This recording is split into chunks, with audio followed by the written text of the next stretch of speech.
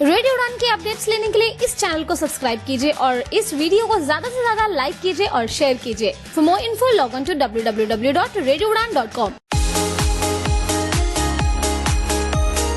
शीस्रो और ICMR पेश करने जा रहे हैं भारत का पहला मेगा अंतर्राष्ट्रीय event global and assistive technology expo and conference 2022 यानी GATEC GMR ग्राउंड एरोसिटी नई दिल्ली में 7, 8 और 9 दिसंबर को होने वाले इस मेगा इवेंट का उद्देश्य भारत में दिव्यांगजनों के सहायक उपकरणों, टेक्नोलॉजी के क्षेत्र में आधुनिक आविष्कारों, मार्केट में उनकी उपलब्धता तथा डॉक्टरों, वैज्ञानिकों व शोधकर्ताओं द्वारा विचारों का आदान प्रदान और जानकारियों को साझा करना है।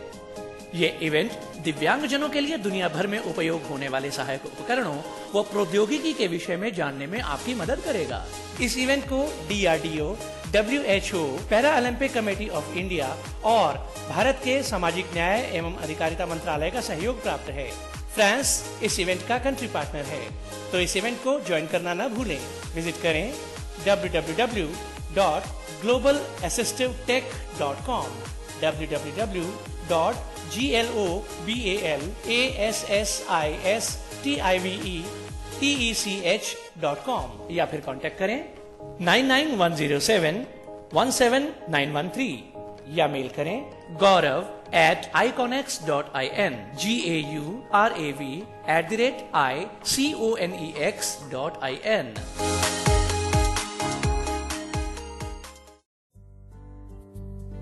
अगर आप अनएम्प्लॉयड हैं और डिजिटल मार्केटिंग में करियर बनाना चाहते हैं तो योगेश सोनार लेकर आए हैं आपके लिए एक ऐसा ही कोर्स जिसमें आपको सोशल मीडिया मार्केटिंग, गूगल विज्ञापन, यूट्यूब और फेसबुक मार्केटिंग, ब्लॉगिंग से रिलेटेड ऑनलाइन प्रशिक्षण दिया जाएगा।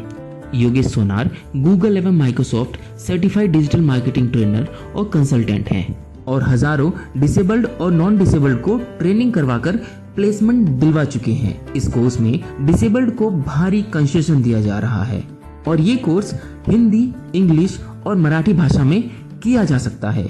मिस्टर योगेश से जुड़ने के लिए आज ही संपर्क करें। व्हाट्सएप नंबर 9595421670 या फिर मेल करें yogessonar.nmu@gmail.com पर। या दोस्तों नमस्कार, आदाब, सत श्री अकाल। मैं दानिश महाजन, प्रोग्राम बदलता दौर में आपका स्वागत। बात करेंगे rights of persons with disability act के चैप्टर 16 के बारे में इस एपिसोड में। इससे पहले चैप्टर 15 तक आप सुन चुके हैं।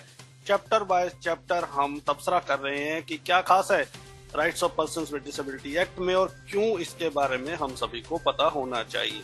चैप्टर 16 मुझे बहुत पसंद है क्योंकि इस चैप्टर का होना इसलिए भी जरूरी है क्योंकि हालांकि हम ज्यादा एक्सपेक्ट कर रहे थे, लेकिन फिर भी ये एक ऐसा सेक्शन है जिसके कारण हम थोड़ा सा स्पीडी जो जस्टिस है और वो हमें मिले उसकी हम एक्सपेक्टेशन कर सकते हैं। ये जो चैप्टर है ये डील करता है पेनल्टीज एंड ऑफेंसेस को। Offences and penalties chapter 16 section 89 के बारे में आज हम बात करेंगे, जो कहता है punishment for contravention of provision of acts or rule or regulation made there under, यानी जो एक्ट को वायलेट करता है, या उसके रूल को वायलेट करता है, या उसकी किसी प्रोविजन को करता है, तो क्या पनिशमेंट उसके लिए है। इसके आगे और भी पनिशमेंट से रिलेटेड काफी चीजें हैं। इस पर बात करने के लिए हमेशा की तरह हमारे साथ अन्नावरम सर हैं, जो सोशियोलॉजिस्ट हैं, एकेडमिक हैं, डिसेबिलिटी के सब्जेक्ट्स पर बहुत ही एक रिस्पेक्टेड वॉइस है इंडिया में। अन्नावरम सर, बहुत बहुत स्वागत आपका। Thank you very much Danish. तो चैप्टर 16 तक हमारा कारवा पहुंच गया है। सेक्शन 89 के बारे में मैंने आपको बताया, तो जी बताएं इसके बारे में हमें। जी, पहले श्रोताओं को नमस्कार। आप हमको बहुत आधार दे रहे हैं। You have been listening to some of this programs. We are truly blessed and pleased for being able to present this programs. हम आप सभी लोगों को फिर एक बार प्रोग्राम के लिए स्वागत है। और इस दानिश जी ने सही कहा कि इस चैप्टर पे बहुत ज़्यादा एक्सपेक्टेशंस था, खास करके इसको इम्प्लीमेंट करने से पहले। और ये सेक्शन, ये चैप्टर 16 बहुत महत्वपूर्ण भी है, इसलिए कि इससे पहले अपनी कानून में इसकी कोई जगह नहीं थी। जो बहुत छोटी सी जगह 1995 एक्ट में था, एक प्रोविजन, उसके बारे में हम याद करेंगे अगले कुछ मिनट में। लेकिन ऐसी चीज, कोई ऑफेंसेस पेनाल्टी के ऊपर अपने लिए कानून में कोई बात नहीं था। दूसरी बात यह भी है कि कोई इस सेक्शंस के लिए कानून करते हैं, यूजुअली पेनल्टीज एंड ऑफेंसेस की बात आती नहीं है। सिर्फ 2 ही एक्सेप्शंस हैं। अगर आपको रेफरेंस लेना है, ये प्रोग्राम करने से पहले हम उस चैप्टर्स को, उस कानून को भी देखना पड़ा कि कोई क्या खास है और क्या कंपेयर कर सकती है। वही अगर इंडिपेंडेंट इंडिया में कोई ऑफेंसेस, कोई सेक्शन के, एक सेक्शन के अंदर, एक सेक्शन के खिलाफ कोई प्रिवेंशन की बात होती है, वो हुई है पहली बार 1989 में। वो था schedule caste and schedule tribes prevention of atrocities act 1989। Schedule caste and schedule tribes prevention of atrocities act 1989। पहली बार शेड्यूल कास्ट और शेड्यूल ट्राइब्स के खिलाफ अगर कोई डिस्क्रिमिनेशन करने के लिए और डिस्क्रिमिनेशन कोशिश करेंगे या डिस्क्रिमिनेशन करेंगे, वो लोगों के खिलाफ आईपीसी कई सेक्शंस को और बलपूर्वक करते हुए और कोई सेक्शंस को लेते हुए एक लॉ बनाई थी पहली बार। उसके बाद विशाखा गाइडलाइंस आया है, वो जेंडर के ऊपर। निर्भया एक्ट आया 2013 में। वो 2012 निर्भया की इंसिडेंट के बाद जस्टिस JS वर्मा की कमेटी था, उसके बाद एक निर्भया एक्ट आया। अगर इसी लाइन में अगर देखना चाहेंगे, RPWD एक्ट 2016 एक भाग होगा। अगर उसी तरह से अगर देखेंगे, एक सेक्शन के खिलाफ प्रिवेंशन, अट्रॉसिटी प्रिवेंशन करने की बात भारत की कानून में बहुत कम बार हुई है। इसीलिए इस चैप्टर इतना महत्वपूर्ण भी बनती है कि बहुत कम बार कानून ऐसी बनाए हैं कि भाई अगर इस ग्रुप के खिलाफ कोई करेंगे या उसको प्रिवेंशन करने के लिए जरूरत है। लेकिन मैं आपको जो उदाहरण दिया हूँ, SC/STs एट्रोसिटीज एक्ट 1989 और निर्भया एक्ट 2013, अगर दोनों से कंपेयर करके देखें तो अपने लिए जो है 2016 RPW 2016 एक्ट में वो बहुत कम है, बहुत कम है। बहुत एक तरह से देखेंगे तो एक बहुत सिंपलिसिटी, लीगली बहुत सिंपल बात कही गई है।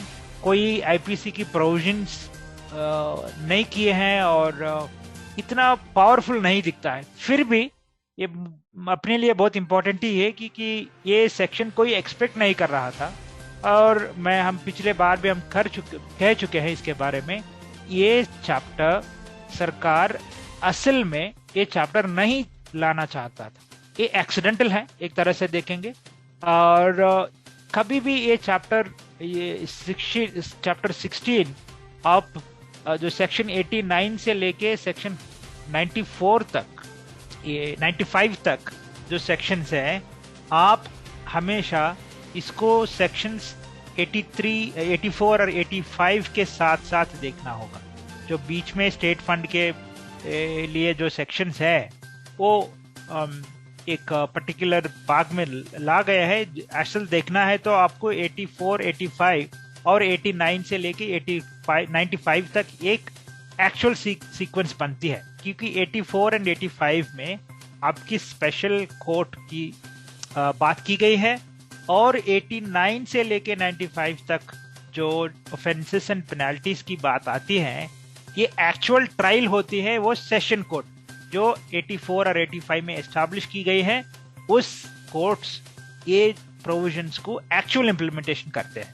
हम इस पहली प्रोग्राम में पिछले बार आपसे कह चुके हैं कि सेशन कोर्ट्स जो स्टेट गवर्नमेंट, राज्य सरकार की जिम्मेदारी है, वो बनते हैं chief justice of high court की permission. Generally state governments establish करते हैं, लेकिन परमिशन देना है in principle by the chief justice of the high court of a particular state. Now therefore the sections 89 to 94 और 5 जो भी सेशन कोर्ट्स ट्रायल करके जजमेंट देंगे, अगर वहां पे आप सेटिस्फाइड नहीं हैं तो डायरेक्टली आप हाई कोर्ट तक अपील ला सकते हैं। हम इसे पहले प्रोग्राम में भी कह चुके हैं कि अगर कोई ट्रायल कोर्ट से अपील लेके सुप्रीम हाई कोर्ट तक आएंगे, उसकी स्पीड होती है, वो नॉर्मल केस के जैसे ट्रीट नहीं करते, इसीलिए ये प्रोविजंस बहुत इंपॉर्टेंट बनती हैं। तो प्रोविजंस में क्या लिखा है उसके बारे में हम जानेंगे। Section 89 basically offences penalties against organisation. इसका मतलब ये हुआ, अगर आप सेक्शन 89 लिटरली पढ़ना चाहेंगे तो उसको आप देख सकते हैं वहां पे, any person who contributes against the provisions of this act is very very important, क्योंकि हमेशा लोग आके हमको पूछते हैं भाई हमारी एक ऐसी XZ बात हुई है, ये हम केस डाल सकते हैं नहीं है। हम इसे पहले प्रोग्राम में भी हम कहा था कि भाई कोई केस फाइल करने से पहले आप जरूर उस चीज को कहीं ना कहीं इस एक्ट की प्रोविजन में लोकेट करना होगा। अगर ऐसा नहीं लोकेट करेंगे तो केस वैलिडिटी नहीं होगी, कि कोर्ट्स एक्सेप्ट नहीं करेंगे। एक बार हो सकता है, फॉर एग्जांपल एक अधूर सा मैं उदाहरण देने दीजिए, अगर कोई पर्सन विथ डिसेबिलिटी और person with non disable person है, दोनों की वाइफ या हस्बैंड को किसी को डिवोर्स हुई, कोई भी डिसेबल या कोई नॉन डिसेबल होने दी, आप इस केस में एक्ट के अंदर ला सकते हैं। To be frank, you don't have any provision to bring that case into this act to accuse any spouse. अगर कोई डिसेबल्ड और non disabled parent children relationship, कोई चाइल्ड केस डाल सकते हैं पेरेंट के ऊपर या पेरेंट डाल सकते हैं चाइल्ड के ऊपर। Now that interestingly, a disabled child can file a case against the parent, but a disabled parent cannot file a case against a non-disabled child because there is no provision for that. A disabled child can file a case against a non-disabled parent or even disabled parent simply because the act talks about child rights, the rights of the children with disabled, but you don't have rights of parents. So इस act में, इस कानून में जैसे cases को locate करना बहुत मुश्किल हो जाती है। So therefore one has to be very very careful where exactly you can locate those cases. Now section 89 is a contravention of the provisions. तो वेरी जनरल प्रोविजन है, जनरल सेक्शन है, लेकिन सेक्शन को कानून में कौन सी सेक्शन या कौन सा प्रोविजन और कोई रूल भी बना है, ऐसा नहीं है कि हमेशा एक्ट के पास ही आना होगा। कोई एक्ट से रेफरेंस लेके रूल बनी है, वो रूल को भी कोई फॉलो नहीं करते हैं, तभी भी आप केस डाल सकते हैं। नाउ अगर कोई इंटरवेंशन ऐसी होती है, इसकी पनिशमेंट है। इंटरेस्टिंगली इस सेक्शन में, सेक्शन 89 के अंदर कोई एक्ट कानून की कोई प्रोविजन को कॉन्ट्रवीन करते हैं, मतलब प्रोविजन एक कहा लेकिन आदमी और दूसरी कुछ की है। फॉर एग्जाम्पल, आपको अब रिजर्वेशन इन प्रमोशंस 4% है, लेकिन कोई सरकार या कोई कंपनी कहती है, पब्लिक सेक्टर कंपनी कहेंगे भाई हम आपको 4% नहीं दे पाएंगे या 3% ही देंगे, या एक्सेसिबिलिटी गाइडलाइंस है, क्योंकि एक कंपनी के बारे में है तो एक्सेसिबिलिटी का प्रोविजन ले लीजिए।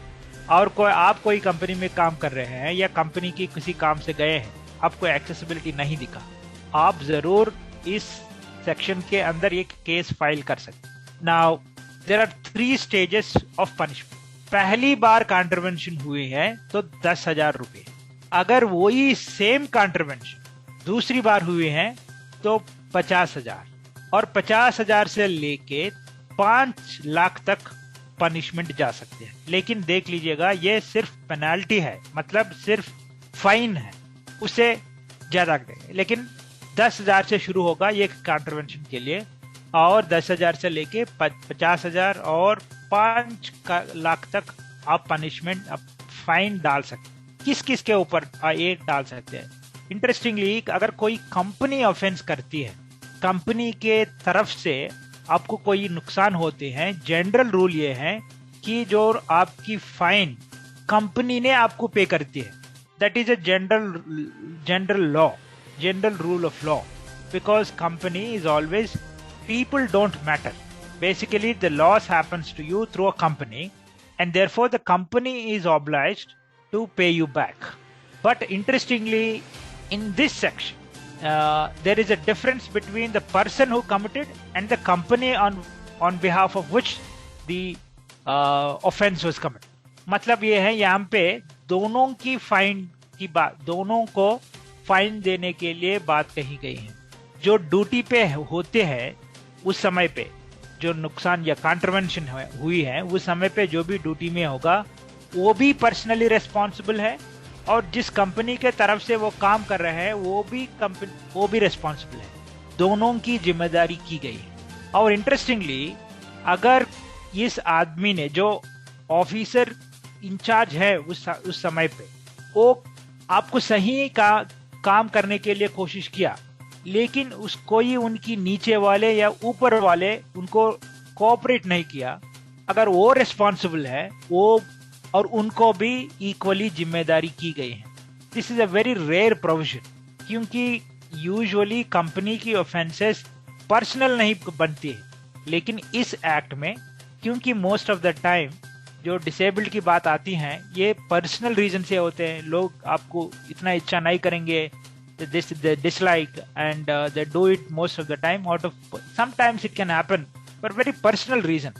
Therefore the law recognizes this dictionary, क्योंकि कोई कंपनी के तरफ से है तो लोगों को कोई नुकसान है ही नहीं।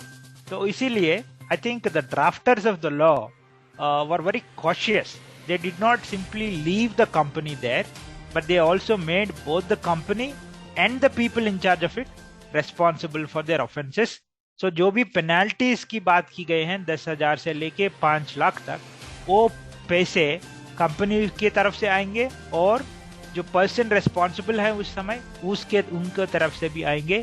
इससे आपको ये फायदा होगा, at least people in charge of the responsibilities will be more careful, क्योंकि वो भी रेस्पॉन्सिबल हो रहे हैं लॉ के अंदर। तो that is, if there is one special unique feature of this particular section, that is personal and company corporate responsibility equally, वो बात यहाँ पे बनती है। that is section 89 and section 90 जो है, जो यही जो अभी आपने बात की, offenses by company, जी, तो क्या ये ऑलरेडी आपने एक्सप्लेन किया सेक्शन 90 में? जी, सेक्शन 89 और सेक्शन 90 ये क्लब है, क्योंकि सेक्शन 89 पर्सनल रिस्पॉन्सिबिलिटी है, सेक्शन 90 आपको कंपनी, और इसके नीचे आपको एक बड़ी एक्सप्लेनेशन भी दी गई है कि भाई आप कंपनी की क्या डेफिनेशन होगा, एनी कॉर्पोरेट बॉडी और इवन एसोसिएशन। तो आपने 2 पनिशमेंट का जिक्र किया यहाँ पे। जी, 10,000 पहली बार लगेगा, जी, दूसरी बार 50,000 से 5 लाख तक, जी। एक प्रोविजन ये भी सुनने को आती है कि 6 महीने से 3 साल तक की इम्प्रिजनमेंट भी हो सकती है। ये यहाँ पे नहीं है, वहाँ पे अगर हम वहाँ पे पहुंचेंगे, सिर्फ कंपनीज की बात आती है। How we are talking about the offences committed by companies. Okay, तो वो दोनों ही पनिशमेंट लगेंगी जो आपने बताई, लेकिन इसमें इम्प्रिजनमेंट नहीं है। That one has to be very careful. When it comes to offences by companies, it is only penalty, no imprison. ना तो ये कहता है कि अगर कॉन्ट्रोवेंशन होती है प्रोविजन ऑफ एक्ट, रूल और रेगुलेशन, उसमें भी इम्प्रिजनमेंट का कोई सवाल नहीं है, और ऑफेंसेस बाय कंपनी में भी इम्प्रिजनमेंट का कोई सवाल नहीं है। Section 89 and 90, one should be very careful, they are only offences of penalty. Right. अब सेक्शन जो 91 है वो बात करता है punishment for the fraudulent availing any benefit meant for persons with benchmark disability। ये बड़ा इंटरेस्टिंग है। yes। इंटरेस्टिंगली हम इसी के रेफरेंस हम कह रहे थे, हम बहुत ओवरलुक एक प्रोविजन किए हैं 1995 एक्ट में, PWD एक्ट। अगर आप जाके पीछे देखेंगे, ये प्रोविजन PWD एक्ट 1995 में भी था, लेकिन बहुत कम यूज किए हैं। सेक्शन 69 अगर आप देख लीजिएगा, section 69 of persons with disabilities act 1995 देखेंगे, ये सिमिलर प्रोविजन है, लेकिन उस समय पे इसीलिए इतना हम यूज नहीं कर पाए हैं कि अपने लिए स्पेशल कोर्ट्स की प्रोविजन नहीं था। प्रोविजन तो था कि पनिशमेंट, कोई फ्रॉडुलेंटली आप जो डिसेबल्ड के लिए कोई बेनिफिट है, वो benefit non disabled fraudulently use कर लिया, उनके खिलाफ ये प्रोविजन है। ये प्रोविजन पिछले वाला प्रोविजन से ये डिफरेंट है कि इसमें पेनल्टी है और इम्प्रिजनमेंट भी है। इम्प्रिजनमेंट शुरू होती है 2 साल से, 2 साल तक, 1 महीने या 3 महीने से लेके 2 साल तक इम्प्रिजनमेंट हो सकती है। Under PWD act section 69 penalty था, फाइन था 20,000, लेकिन yes now under RPWD act section 91 that penalty has been increased to 1 lakh. So 2 साल तक आपको इम्प्रिजनमेंट हो सकती है और 1 लाख तक जुर्माना हो सकता है। तो जुर्माना में आपको बदलाव ला गई है 20,000 से लेके 1 लाख तक। That is one major difference.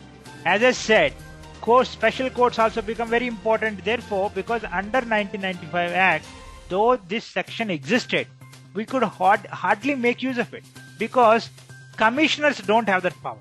Remember, commissioners under Persons with Disabilities Act rarely sent anybody to the prison. Sending somebody to prison is a business of the trial courts. For your kind information, even high courts and supreme courts can't send people to prison. If somebody has to be sent to a prison or a police custody, usually it happens through trial courts. That is the responsibility of the lower courts. So, though there was this provision under 69, nobody knew who is going to implement it.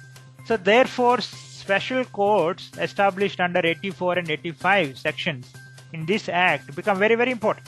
Now, as I said, ये section 1991 में जो है, कोई नई बात नहीं है कि नई बात नहीं, यही है कि अगर कोई fraudulently यूज करेंगे, अब फाइन आपको लगेगी 1 लाख तक, 2 साल तक इम्प्रिजनमेंट। और बहुत साफ सीधी बात है। फ्रॉडुलेंटली कब होती है, फ्रॉडुलेंटली अवेल कौन करेंगे? यूजुअली ये स्टफ होती है आपको कोई नॉन डिसेबल्ड कहते हुए अब सामने आके कोई आपकी डिसेबल्ड के लिए जो प्रोविजन है वो प्रोविजन वो ले लेंगे। वन एग्जांपल है, ऑलमोस्ट हर एक डिसेबिलिटी की कैटेगरी में ये हो रहे हैं, और रॉन्ग सर्टिफिकेट लेंगे, wrong medical certificate, fraud medical certificate लेंगे, या हम हियरिंग इम्पेयर्ड या ब्लाइंड या कुछ कहते हुए बिलो 40% डिसेबिलिटी है लेकिन अबव 40% डिसेबिलिटी सर्टिफिकेट ले लेंगे, और जॉब यूजुअली ये जॉब के जिसमें ही ज्यादा से ज्यादा ये काम होती है। So they come in as disabled and they join the job. Such people should ideally be imprisoned. लेकिन मेरी एक्सपीरियंस ये भी कहने दीजिए, I may be probably there may be something else, but I know at least half a dozen to score of people who were caught in the jobs after getting into the jobs with the fraudulent medical certificate. But I have never seen anybody being sent to prison so far. And people usually become very sympathetic to such people. At max, they will be thrown out of the jobs. This also happens very rarely. अगर कोई person 5 साल या 7 साल काम करने के बाद वो लोगों को पता चला ये डिसेबल्ड नहीं है, usually they get accommodated in general quota and this case it gets very max. They are not even thrown out of the jobs. Very rarely they are thrown out of the jobs. But sending them to the imprisonment is a long least thing that happens. Unfortunate, but now that we have this act and we have the special courts, and one should really make that attempt, because availing a fraudulent certificate and availing a job, or perhaps availing any other device meant for persons with disabilities can be now an offense, and it's a penal offense. It's a penal offense. So I think that is an important part of this section. बिल्कुल। अगला जो section है उसमें मैं थोड़ी सी आपका observation भी चाहता हूँ आपकी, जो अगला सेक्शन है 92, ये कहते हैं पनिशमेंट और ऑफेंसेस ऑफ एट्रोसिटीज। करेक्ट। इसमें मैं आपसे, आप ये सेक्शन क्या है वो तो आप हमें बताएं, लेकिन साथ में मैं थोड़ा सा चाहूंगा कि आप इस बात का भी तबसरा करें, क्योंकि एट्रोसिटीज के लिए जो दूसरे एक्ट हैं, जो आईपीसी की धाराएं हैं, जहाँ जो दूसरे एक्ट बने हैं जैसे डोमेस्टिक वायलेंस का हो गया, वो इस एक्ट के कंपैरेटिवली ज्यादा स्ट्रोंग है। तो अगर एट्रोसिटीज की हम बात करें तो हमें उन एक्ट उसको अवेल करना चाहिए या इस सेक्शन को? वो पहले तो ये बताइए सेक्शन है क्या? देखिए, वो उस बात पर हम आ रहे हैं कि क्योंकि उसकी भी एक सेपरेट सेक्शन है। आप जो क्वेश्चन पूछ रहे हैं वो बहुत इंपॉर्टेंट बात है। खास करके हम ये कानून लेके लोगों के पास गए हैं 2018 या 2017 में। ये पहले क्वेश्चन हमको आता था भाई कि क्योंकि अगर हम कोई वुमन है, अगर कोई अदर कैटेगरी की बिलोंग करते हैं, हमारे पास तो बहुत शार्पर वेपन है, हमारे लिए और स्ट्रॉन्ग कानून है, हम किसकी यूज करेंगे? ये बहुत इंपॉर्टेंट क्वेश्चन आती है, but I am going to answer it in a while because it has a separate section on that. Now coming to section 92, for me it is one of the most powerful one, क्योंकि ये specific नहीं। अभी तक जो 89, 90 और 91 में हम देखे हैं वो वेरी स्पेसिफिक प्रोविजंस है। 89 और 90 है कंपनीज की, और वो भी कंपनीज जो भी वायलेशन होगा कंपनी की तरफ से उसके लिए उसके बारे में है।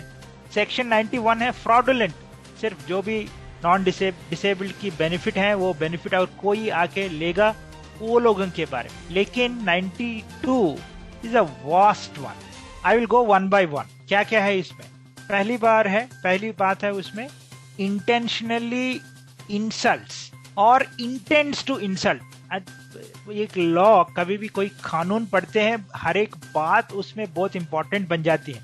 इंसल्ट्स और इंटेंट्स टू इंसल्ट। इंसल्ट करना ही नहीं है, अगर इंसल्ट करने के लिए सोच भी थे तभी भी ये ऑफेंस बनती है, पहली वाला।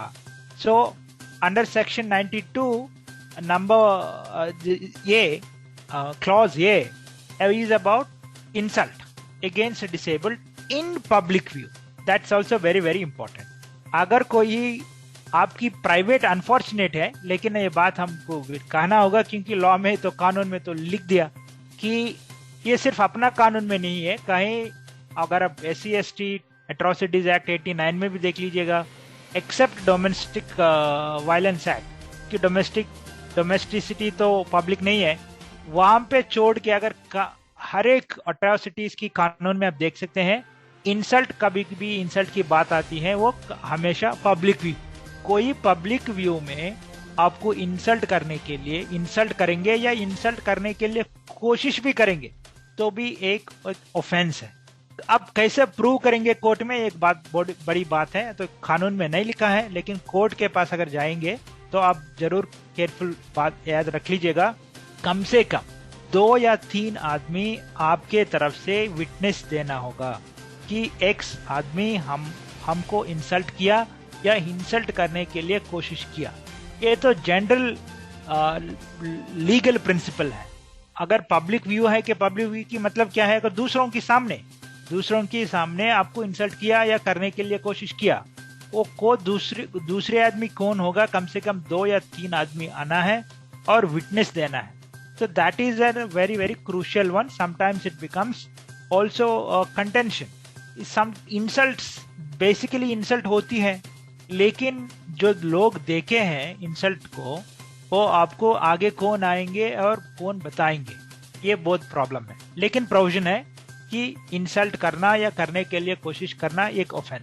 क्लॉज बी, कोई आपके अगेंस्ट, कोई डिसेबल्ड के अगेंस्ट फोर्स करेंगे, कोई फिजिकल फोर्स या फिजिकल फोर्स यूज करने के लिए कोशिश करेंगे, और modesty of woman with disability, क्योंकि एक अगर मेन के खिलाफ है तो फोर्स यूज करनी एक बात है, लेकिन modesty of woman with disability दूसरी बात बन सकती है। एक बार आप सिर्फ देखते हुए भी एक मॉडेस्टी को आप खत्म करने के लिए कोशिश कर सकते हैं, वो भी एक ऑफेंस है। अगर कोई एक पर्सन विद डिसेबिलिटी की चार्ज लेते हैं, चार्ज है उन, फॉर एग्जाम्पल गार्डियंस, वो चार्ज रहते हुए भी वो चार्ज को डिस्चार्ज नहीं करेंगे।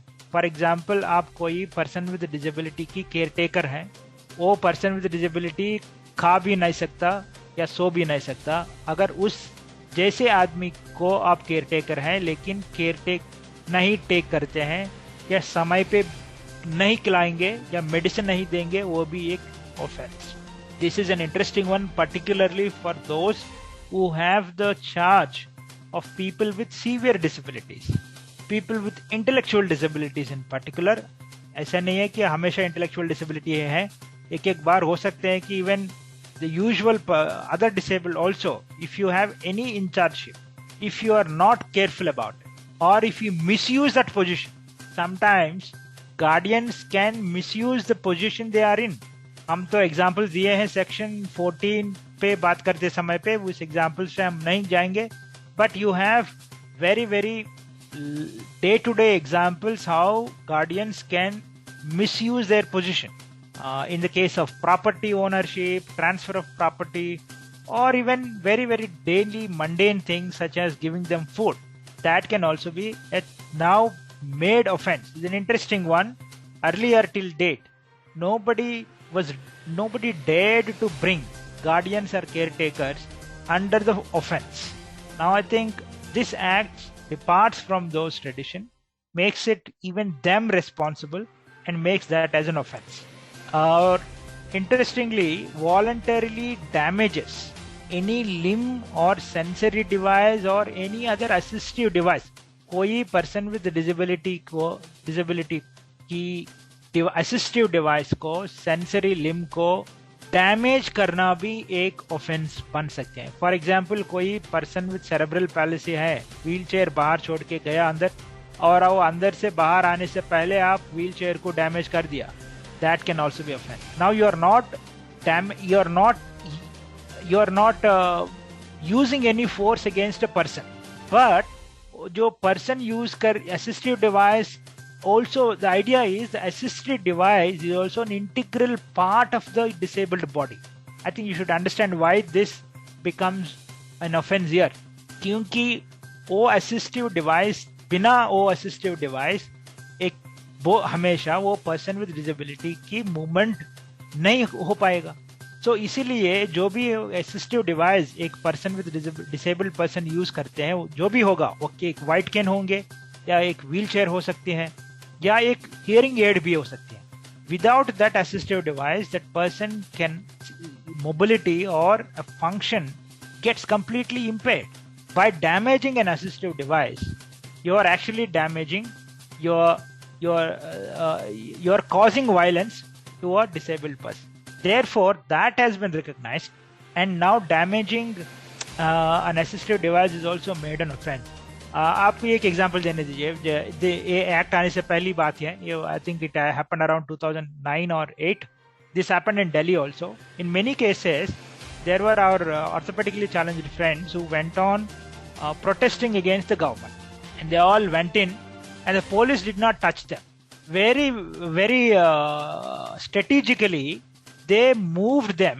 It happened in a couple of places. I'm not taking the name places, the places of those people. They all took them into a ground, sports ground, and very carefully लोगों को गाड़ियों से उतार दिया। वही लोग उठा के एक जगह बिठा दिया और ये गाड़ियों को पूरा डैमेज किया। ये लॉ को ये दिखाने के लिए भाई हम लोगों को कुछ नहीं किया, लेकिन they showed their anger against the wheelchairs. वो लोगों को एक जगह बिठाया और ये गाड़ियों को लेके पूरा डैमेज करके। मतलब क्या हुआ उसका? After that, they cannot move particularly.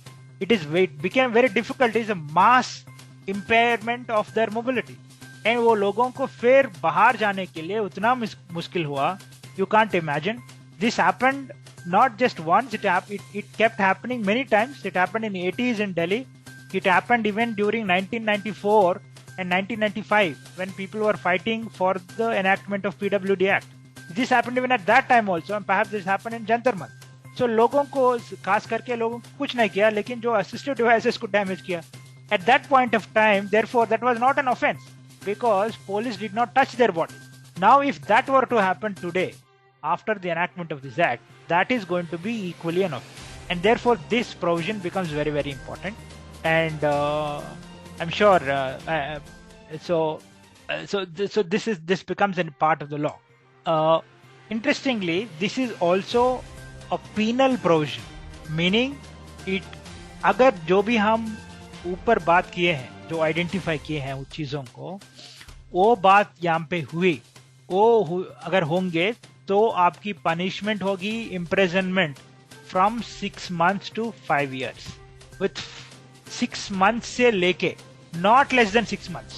जो भी अंडर सेक्शन 92 केस फाइल करेंगे, जो भी पनिशमेंट होगा, पहली पनिशमेंट शुरू होंगे कम से कम 6 महीने की इम्प्रिजनमेंट से.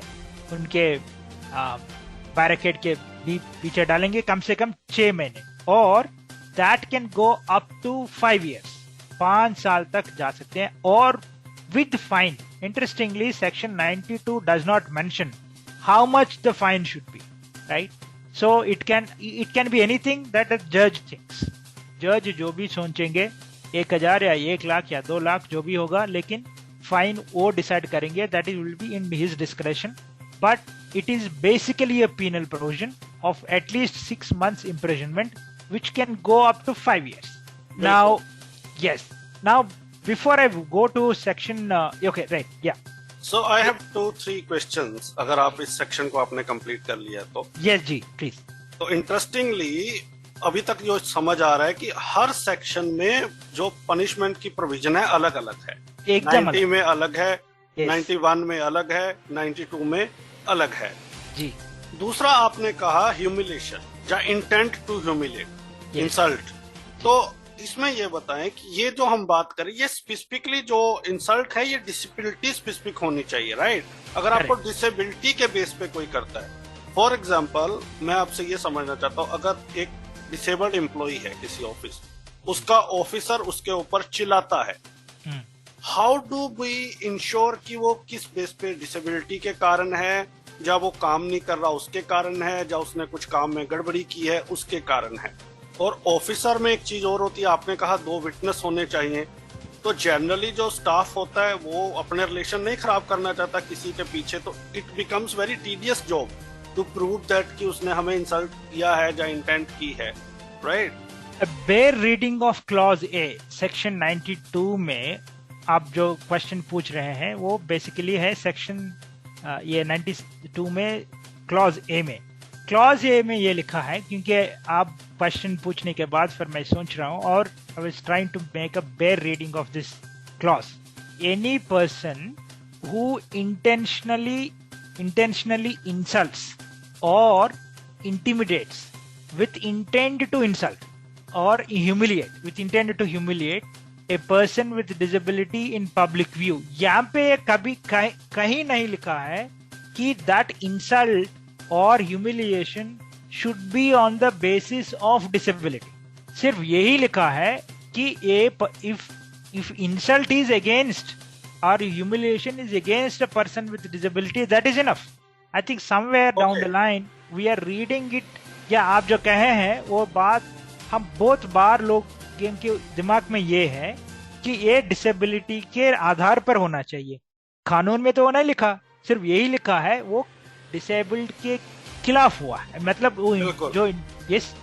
सो इंटरेस्टिंगली ये भी बड़ी समझने की बात है कि आप जो भी सेक्शन पढ़ें, जैसा आपने भी कहा था, उसको बहुत ध्यान से पढ़ें, उसको केयरफुली पढ़ें. वो लाइन क्या रही है, क्या हैज इट स्पेसिफिकली सेड कि भाई बेंचमार्क डिसेबिलिटी या ओनली डिसेबल्ड, या फिर कहीं किसी चीज का मेंशनिंग नहीं है. तो you have to very careful while reading कि वो सेक्शन क्या कह रहा है, राइट? एकदम, क्योंकि सिर्फ अपना कानून की बात ही नहीं है कि कभी भी कोई भी कानून पढ़िएगा आप, this has to be something. This is the reason why we pay lakhs and lakhs rupees to lawyers to admit openly. आज की तारीख में क्यों हम लॉयर्स को इतना करोड़ या लाख रुपए खर्च करते हैं? इसीलिए है कि they know the art of reading the law. You have to be very careful in reading the law. क्योंकि इस क्लॉज ये जो भी लोग पढ़े हैं, अब हम भी एडमिट करने दीजिए कि हम भी पहली बार जब पढ़े हैं हम भी वही सोचा, लेकिन अगर केयरफुली बेयर रीडिंग कीजिएगा, कहीं नहीं कहा ये कि इंसल्ट और humiliation should be on the basis of disability. तो दूसरा सवाल जो मैंने आपसे पूछा था 2 विटनेस वाला, जी 2 विटनेस वाला एक प्रॉब्लम है, लेकिन this is a general principle of law. Unfortunately we don't have a way out. लेकिन ये जो डिसेबिलिटी की बार बार आ रहे हैं, इसके लिए भी ये कारण है। अगर सेक्शन ये SC/ST एट्रोसिटीज एक्ट के पास जाएंगे 1989 पे, इंसल्ट, ह्यूमिलिएशन, एट्रोसिटी कोई भी होगा, it should be on the basis of the caste. Yes, probably we always keep that in mind, even the lawyers also are keeping that in mind कि भाई ये अगर उस कानून में अगर वो लोगों की आइडेंटिटी के ऊपर है तो वो यहाँ पे भी अप्लाई होना चाहिए। उसका एक जनरल एप्लीकेशन कर रहा है, लेकिन वो बात सही नहीं है। इसीलिए है कि सेक्शन 8 वो schedule caste and schedule tribes atrocities act में ये भी बात है, अगर कोई SC/ST पर्सन को ह्यूमिलिएट कर रहे हैं, उनको वो ये पता नहीं कि वो पर्सन वो SC/ST है, उस समय पे उनकी कोई रॉन्ग नहीं बनती, उनकी कोई गलती नहीं बनती। सो मतलब कोई अगर केस बुक करने से पहले ये कोर्ट देखती है कि भाई इस आदमी को पहले पता है या कि नहीं कि जो आदमी के ऊपर ये गाली दे रहे हैं वो किस कास्ट को बिलोंग करते हैं। लेकिन डिसेबल्ड की बात आती है तो उसकी क्वेश्चन ही नहीं है, आइडेंटिटी आपको एकदम पता चल जाती है। बिल्कुल। इसीलिए the law is very very clear, the humiliation और insult doesn't necessarily have to be on the basis of disability. It's very very clear. If it is it is an insult or humiliation, that is enough. Right. अगला जो section है, again इसमें भी मैं एक चीज बड़ा समझना चाहता हूँ आपसे। 93 सेक्शन बात कर रहा है punishment for failure to furnish the information. Yes.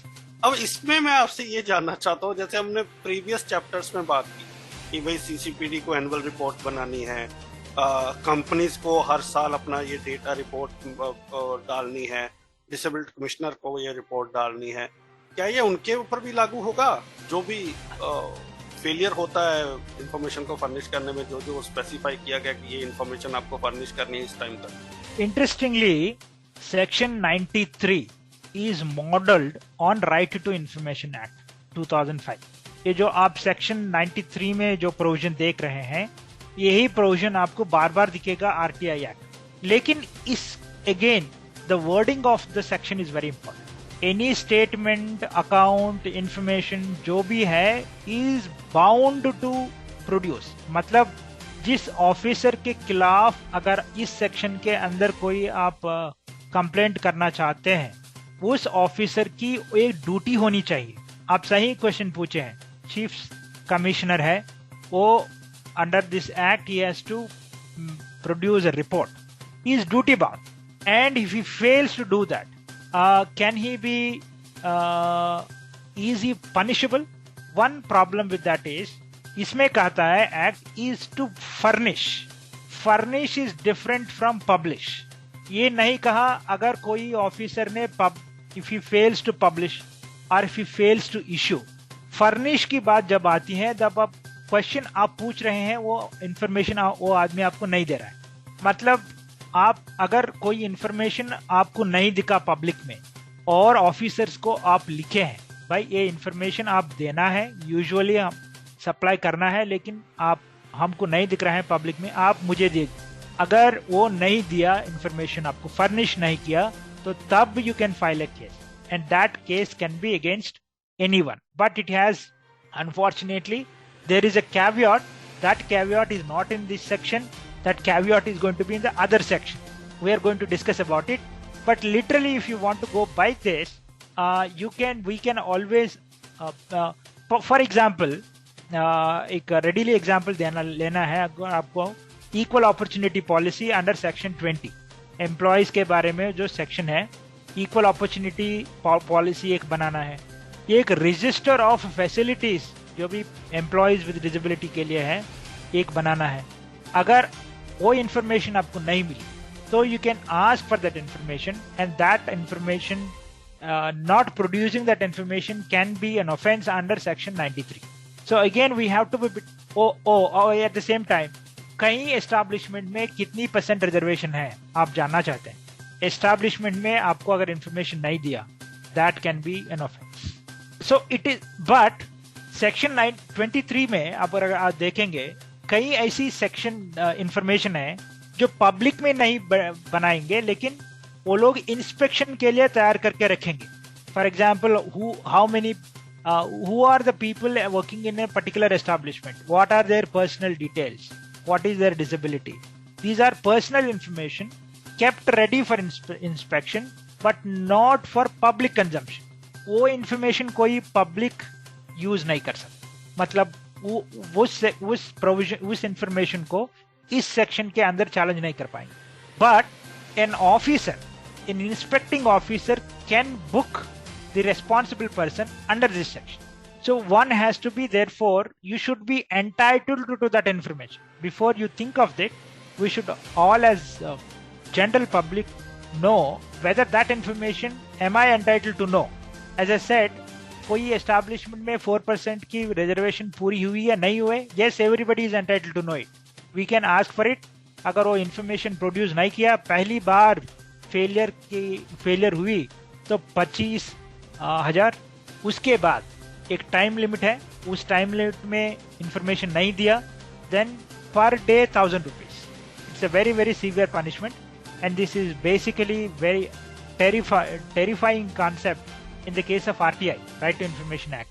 बहुत स्ट्रिक्टली इन्फोर्सेबल होती है वहां पे अपने पास. ये इसीलिए थोड़ी सी मुश्किल लगता है कि you have to know very carefully and why this information, whether you are entitled for that information. But the problem is you can file a case again in the court. You cannot file a case, you don't have a separate agency to file a case for this. Unlike you have information commissions in the case of RTI. In every state, in every region, at the center you have all information commissions. There you can file the case. In our instance, you have to go to the special court. But this is also very very powerful one. अगर आपको specific information आपको लगता है कि किसी establishment के पास आप जो इंफॉर्मेशन पूछना चाहते हैं वो इंफॉर्मेशन नहीं है, this is one way of making people organisations work. तो ask for that information. The information is not given to you. At least they will start working for that after receiving a grievance from you. This can be one way of enforcing the provisions of this act. क्या ये जो जानकारी हमें लेनी है वो RTI form में ही लेनी है? जी, RTI फॉर्म की तैयारी कीजिए, लेकिन ऐसे कोई फॉर्मेट नहीं है अपने पास. इंटरेस्टिंगली इस कानून के अंदर आप एप्लीकेशन सीधी दे सकते हो कि मुझे ये जानकारी दे सकते हैं. बोल दीजिए कि इस under this act, under this particular section, I want this information. Equal opportunity से एग्जांपल ले लीजिए. Under section 20 I want establish equal opportunity policy of your establishment. एकदम साफ सीधा. और I want to know the 4% number of post reserved under 4% under section 34. पूछ लीजिए. वो तो bound, they are bound to give you that. Interestingly, again in this section the penalty, there is no imprisonment. It is a penalty clause, fine clause. The fine is first time violation 25,000. After that, now interestingly, it is based on days. After every day, 1,000 rupees keeps getting added as a penalty. So section 93 therefore is again a fine clause, and it is of beginning from 25,000 to 1,000 per day. 94 पे चलते हैं. अब ये थोड़ा सा मुझे समझ नहीं आया, चलिए आपसे समझते हैं कि previous sanctions of appropriate government, ये 94 है, और 95 है ऑल्टरनेटिव पनिशमेंट. जो आपकी आंसर आने वाला वहां पे है, जो पहले आप क्वेश्चन पूछे. एक section 94 is a very usual one. Government, सरकार की, ये पहली बार नहीं, बहुत लोग सोचते हैं कि कोई बहुत बड़ी रिस्ट्रिक्शन लगा दिया एक्ट ने. उनको ये कहने दीजिए, टू प्रोटेक्ट पब्लिक सर्वेंट्स. ये IPC की प्रोविजन है, इंडियन पिनल कोड की प्रोविजन है. Even before India's independence, it is one of those British Raj provisions that we are still carrying. क्या है ये? कोई पब्लिक सर्वेंट के खिलाफ केस डालनी है आपको, अपने कानून के अंदर ही नहीं है, कोई, इंक्लूडिंग CBI, अगर CBI भी. So before when you file a case in the court, courts would not serve show cause notice directly to the employee.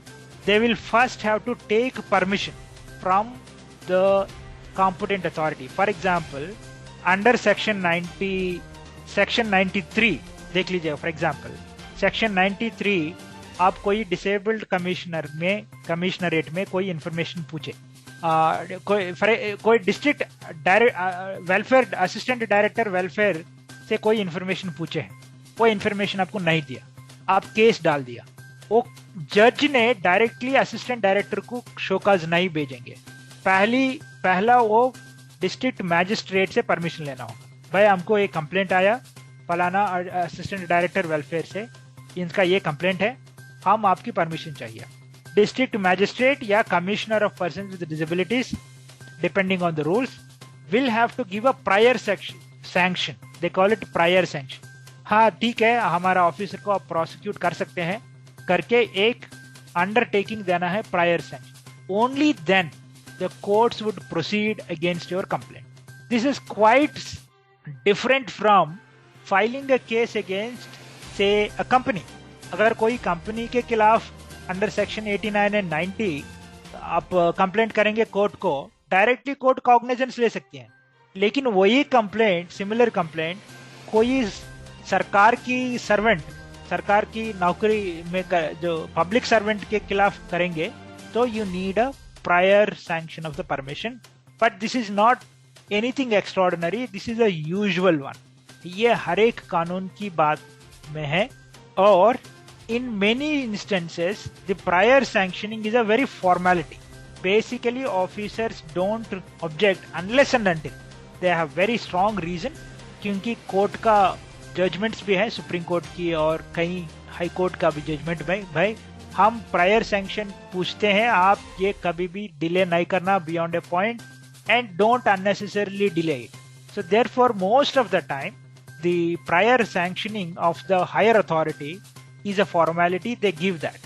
But that is a business not for you but for the courts. आपको जब complaint करना है, ये as a public you don't have to think about all this. आप जो complaint किसी के ऊपर करना है तो जरूर जाके कर सकते हैं, लेकिन वो कंप्लेंट कॉग्निजेंस लेने से पहले जो प्रायर सैंक्शन है वो कोर्ट लेगी उस सरकार की तरफ से. जो भी कॉम्पिटेंट अथॉरिटी है वो लोग लेते हैं. तो this provision is for them. Section 95 जो दानिश जी ने क्वेश्चन पूछा था सेक्शन 92 शुरू करने से पहले, उनकी आंसर है अगर दो कानून है जिसमें कई एक चीज के ऊपर पनिशमेंट दो तरीके के हैं. फॉर एग्जाम्पल आप वुमन की ही ले लीजिए. सेक्सुअल ऑफेंस आपको निर्भया एक्ट 2013 में है. वेरी स्ट्रॉन्ग पनिशमेंट है. अगर कोई डिसेबल्ड वुमन के खिलाफ मॉडेस्टी की क्वेश्चन आई है अंडर सेक्शन 92, आपके पास दो ऑप्शन होती. Section 92 it is a very simple imprisonment up to 1 year और फाइन हो सकती है अप टू 5 लाख. कौन सी आप लेंगे? Then the very direct reference in section 95 is the court should take the punishment which is higher in degree.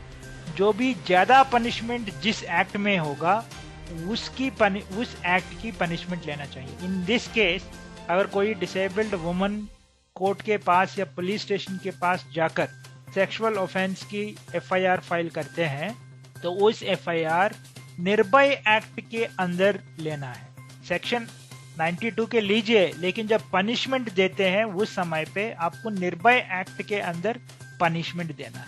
That's very very simple. इसी तरह कोई if there is a person with disability belonging to either schedule caste और schedule tribe, if they think there is a violation and that violation falls under 1989 Atrocities Act, of course they have a different provision, we will not go into there. If they think if their case fits there, they can take root of that. But the idea of section 95 is the courts would take the highest punishment possible wherever that is, under this act or in a different, or even under IPC. एक बार ऐसा हो सकता है जो punishments यहाँ पे prescribe किया वो पनिशमेंट्स आईपीसी सेक्शन से कम है, तो आप आईपीसी की ही रूट ही लीजिए, लेकिन प्रोसीड होंगे इस एक्ट के अंदर, और of course that would be by the special courts. इसका मतलब ये नहीं है कि स्पेशल कोर्ट्स टेकअप नहीं करेंगे, जजमेंट्स देंगे under the available alternate laws where there is a higher punishment, but the same special courts would take up the case because the violation happened against person with disability. That's very very clear. और एक बार insist करेंगे कि हर एक section की punishments are different. All punishments are not penal provision. Some punishments are only fine of some monetary. Some punishments are both fine and imprisonment. And therefore one has to be careful where exactly your case falls, and accordingly one has to file the case, and that has to fit the bill, otherwise there can be problems right at the beginning. Thank you, sir. Thank you so much for clearing our doubts and giving your explanation on section 16, which is very important, punishment, offense and punishment. तो उम्मीद है कि listeners आपको भी समझ आ गया होगा, बहुत बारीकी से आपको इस चैप्टर के बारे में बताया गया है। लास्ट चैप्टर 17 अगले सप्ताह डिस्कस करेंगे, मिसलेनियस, उसके बाद एक और शो करेंगे। तो इस सीरीज में अभी आपको हमारे साथ बने रहना है। अगले सप्ताह फिर होगी मुलाकात। Thank you so much Anabaram sir. Thank you very much. और लिसनर्स, आरजे हंट का हमने कंपटीशन शुरू किया है। अगर आप आरजे बनना चाहते हैं तो उसमें प्राइज भी है, तो हमारे वेबसाइट पे जाके आरजे हंट का फॉर्म आप भर सकते हैं। दीजिए इजाजत, अगले सप्ताह होगी मुलाकात। नमस्कार।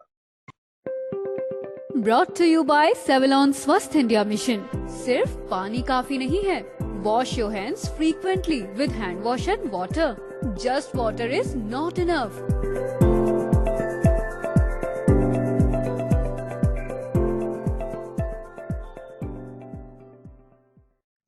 प्रेम नाम है मेरा, प्रेम चोपड़ा। प्रेम चोपड़ा नाम है जी मेरा। आप सुन रहे हैं रेडियो उड़ान, द फ्लाइट ऑफ लाइफ। आज ही अपने मोबाइल फोन पर प्ले स्टोर या फिर ऐप स्टोर से डाउनलोड करें रेडियो उड़ान का ऑफिशियल ऐप और सब्सक्राइब करें रेडियो उड़ान का यूट्यूब चैनल। ज्यादा जानकारी के लिए लॉग ऑन करें www.radioudan.com। Happy listening. रेडियो उड़ान के अपडेट्स लेने के लिए इस चैनल को सब्सक्राइब कीजिए और इस वीडियो को ज्यादा से ज्यादा लाइक कीजिए और शेयर कीजिए। For more info log on to www.radioudan.com। शीस्त्रो और ICMR पेश करने जा रहे हैं भारत का पहला मेगा अंतर्राष्ट्रीय event global and assistive technology expo and conference 2022 यानी GATEC GMR ग्राउंड एरोसिटी नई दिल्ली में 7, 8 और 9 दिसंबर को होने वाले इस मेगा इवेंट का उद्देश्य भारत में दिव्यांगजनों के सहायक उपकरणों, टेक्नोलॉजी के क्षेत्र में आधुनिक आविष्कारों, मार्केट में उनकी उपलब्धता तथा डॉक्टरों, वैज्ञानिकों व शोधकर्ताओं द्वारा विचारों का आदान प्रदान और जानकारियों को साझा करना है। ये इवेंट दिव्यांगजनों के लिए दुनिया भर में उपयोग होने वाले सहायक उपकरणों व प्रौद्योगिकी के विषय में जानने में आपकी मदद करेगा। इस इवेंट को DRDO, WHO, para Olympic committee of India और भारत के सामाजिक न्याय एवं अधिकारिता मंत्रालय का सहयोग प्राप्त है। फ्रांस इस इवेंट का कंट्री पार्टनर है, तो इस इवेंट को ज्वाइन करना न भूलें। विजिट करें www.globalassistivetech.com, www.globalassistivetech.com या फिर कांटेक्ट करें 9910717913 या मेल करें gaurav@iconex.in gaurav@iconex.in।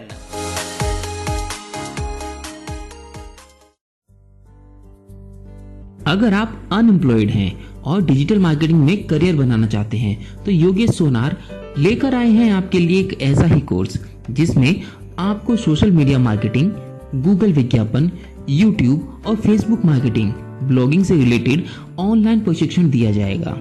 योगेश सोनार गूगल एवं Microsoft certified digital marketing trainer और कंसल्टेंट हैं और हजारों डिसेबल्ड और नॉन डिसेबल्ड को ट्रेनिंग करवाकर प्लेसमेंट दिलवा चुके हैं। इस कोर्स में डिसेबल्ड को भारी कंसेशन दिया जा रहा है और ये कोर्स हिंदी, इंग्लिश और मराठी भाषा में किया जा सकता है। मिस्टर योगेश से जुड़ने के लिए आज ही संपर्क करें। व्हाट्सएप नंबर 9595421670 या फिर मेल करें yogessonar.nmu@gmail.com पर।